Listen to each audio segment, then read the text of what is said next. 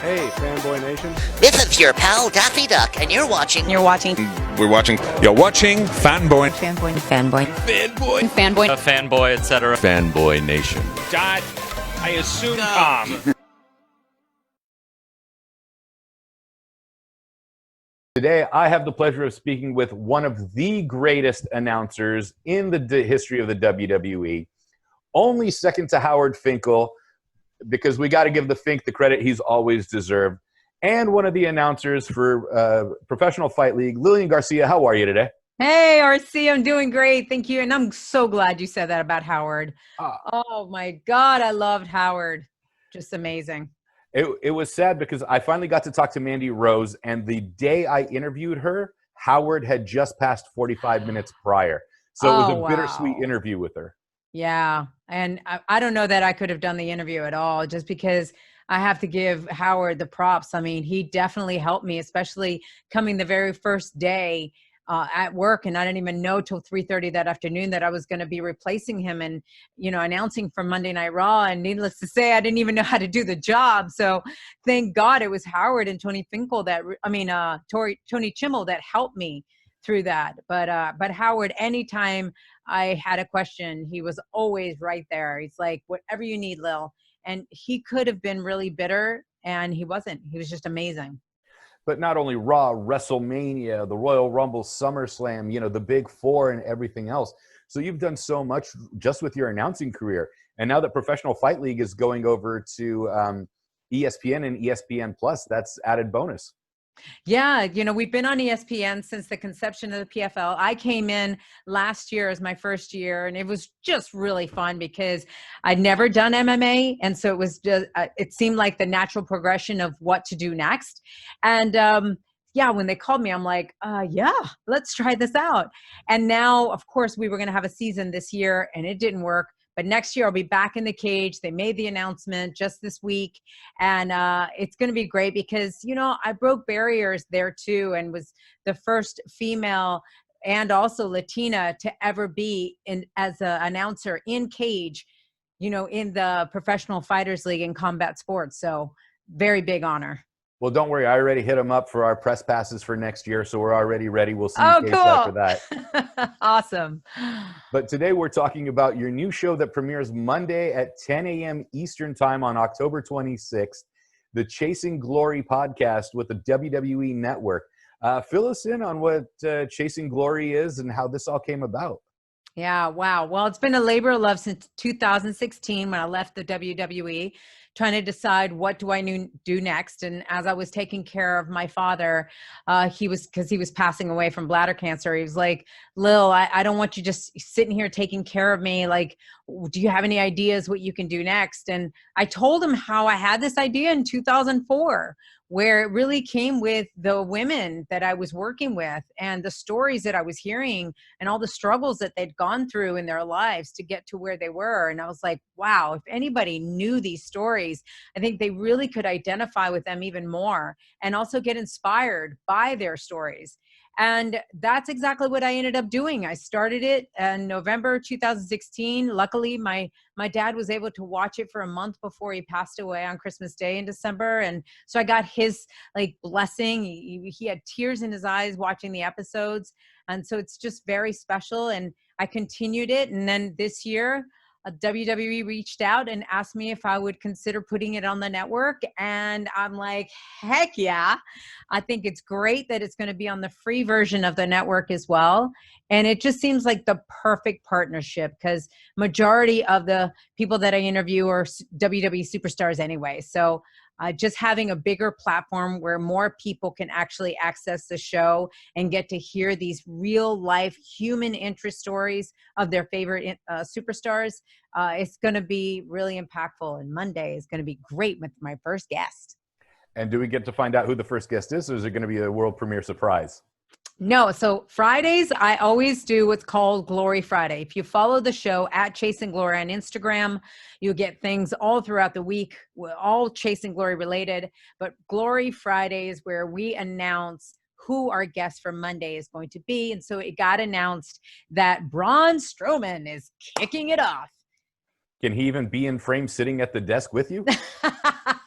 Yes. Oh, and boy, does he ever just give just an incredible interview. You'll get to know and hear Braun in such a different way, especially if you watched his Chronicle that was on the WWE Network. I took that. I loved his story so much, and I just dive in it even deeper. And he shares things he's never shared before in this interview, and it's going to make you look at Braun differently. And I think a lot of everything that he shared about his life, you can apply it to your own life, which is what the whole mission of this show is all about. I dig it. And it's a homecoming in a sense, because does anyone really leave the WWE? No, it's funny because, of course, last year I go to PFL, but then it's so amazing that actually have, both feet in one and the other. I can be the cage announcer for the PFL, but then I could come home to the WWE and bring Chasing Glory. It's beautiful. I'm very grateful and just very excited for people to really be tuning in to seeing what Chasing Glory is all about. And like I said, apply everything you learn on the show to your own life. Right.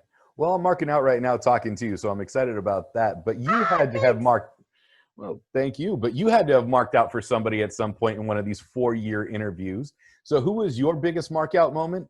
And then who was like the person that you had to cut so many times because they just kept you laughing that you felt like they ruined the take?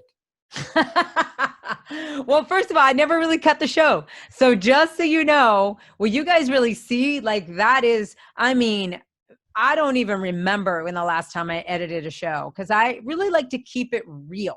And even when some of the interviews, the lights went out, I was like, okay, guys, keeping it real. The lights are out, but we're going to go on and we're just going to talk about this. And that's what I love about the show, is that it's not just so polished. It's not about that. It's about being real. The tagline is real, raw, inspiring. So as far as who I marked out on, I've worked with pretty much every one of the superstars that I've had on the show. I would say about 90%. So we were friends backstage, and that's what it's been. It's like having my friends on the show. The thing that I've marked out on is their stories.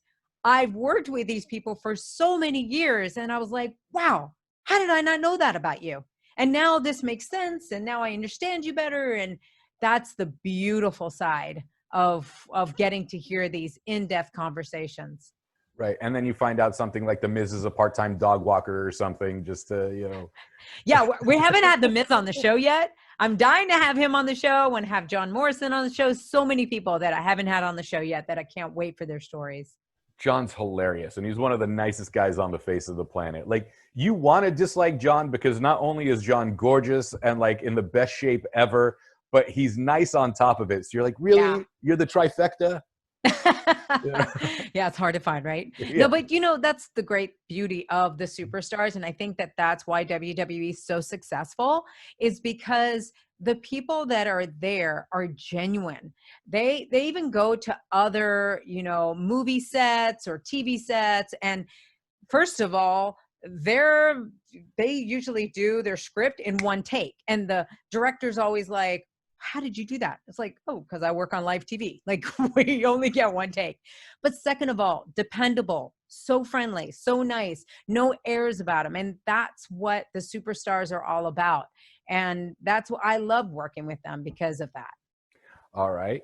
We're gonna ask you a wrestling question right now, though. Sure. Because Hell in the Cell is a big deal.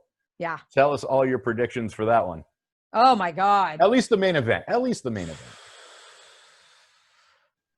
How do you even predict? I don't know. I just know that it's been fun to really follow the storylines, especially what they're doing in this time of the pandemic, going from the Performance Center as well. And now, being in the Thunderdome. And I really say this as far as the transition, I don't think we would have appreciated the virtual world had we not had the transition in between of the Performance Center. And so I think that the Performance Center really played a role in that transition.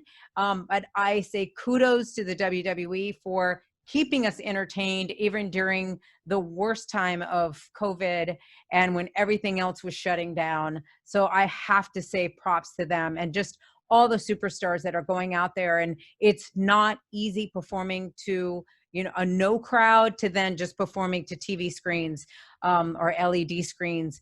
It's not easy. So I just have to give props to them and all the storylines that are going on. And then Roman coming back from his second bout of cancer through the pandemic to do all of this.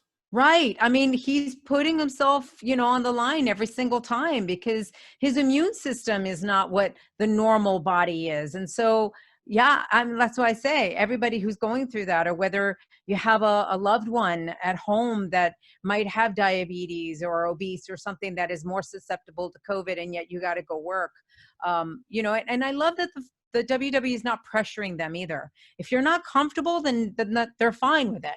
So I like that. In the last 4 years, there has to have been at least one story that comes to mind that blew you away and really surprised you, whether it was the superstar themselves and you couldn't believe it was that situation, or just a story in general that you couldn't believe anyone else went through. Who would that be for you? The one that early on, because a lot has been shared on here. I mean, we deal with so much, especially with mental health and all the different struggles that people have gone through.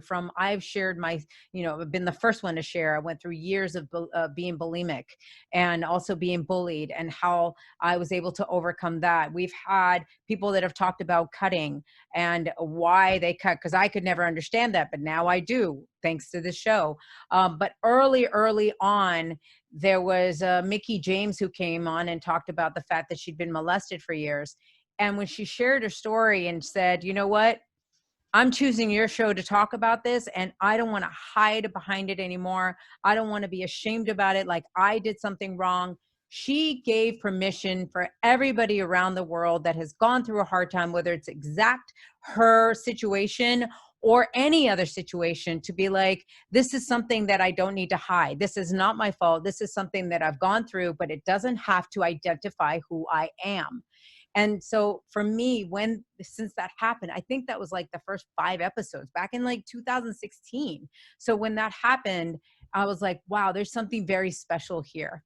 And like I said, ever since then, we talk about a lot of different, struggles, and everyone's got a different story. Everyone's story is unique, but I always say, own your story. Don't hide behind it. Own it, and now share it so that you can help others that are going through the same thing. Well, I would have never guessed that you were bulimic or bullied. You've always been nice to everybody that I've ever talked to that said, oh yeah, Lilian's great. So of course, when I was given the chance to talk to you, I had to. Thank you.